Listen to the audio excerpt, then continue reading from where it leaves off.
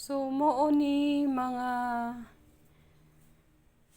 friends ang akong napalit ganina dito sa gawas sa Auraya. Oy, natay okra diya sa ilalo mo. Pipino. Ilang kaning sibuyas 160 ang kilo ani kani akong gipalit 66 lang. Tapos kaning ahos ako kabalo pila kilo ani bahala na dia. Mga ginagmay nga pang pansak sa ref, pang subak-subak sa gulay. Egg, because egg is life. Eggs. O dili mawala ang marang. Hoy, ang tanglad nga sumpay sa akong kinabuhi kay di pwede og way tanglad og magsabaw. And the durian, and the saging, and the papaya. The talong,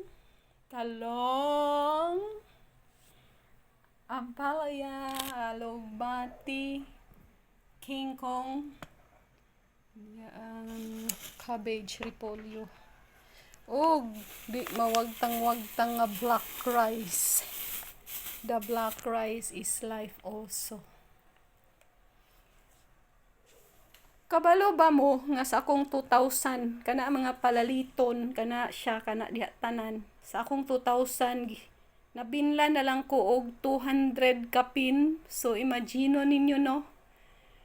So 1,000 kapin na siya. Di gyud ay sad ka maka kuano nga barato ra pero kung matigom na arang mangpataka man gud kag pamunit.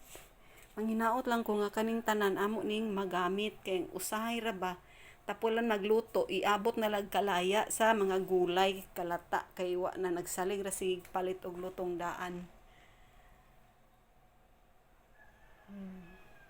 Black rice kaning siya di gyud ni namo siya pure nga ginaluto nga black ginasagulan namo na siya og katong rasyon namo nga white rice tanner daw karon nahimo ng NFA tungod sa kamahal sa bugas. Gitagaan na lang mi og bugas nga way lami. Pero sa na lang at least kinsa may manghatag nimo rice karon wa man jud. Agwanta ta kay bagong Pilipinas, mahal ang bugas. Di ba? May na lang gali kay naay mohatag no. So among sagulan na ng black rice. Lama man pod. So, maora to mga guys. Attack ni karon sa durian. Ang high blood ani ron. Ang marang, ambot, unsa ni siya nga marang klase evergreen. Murag evergreen, siya na hinog naman na siya.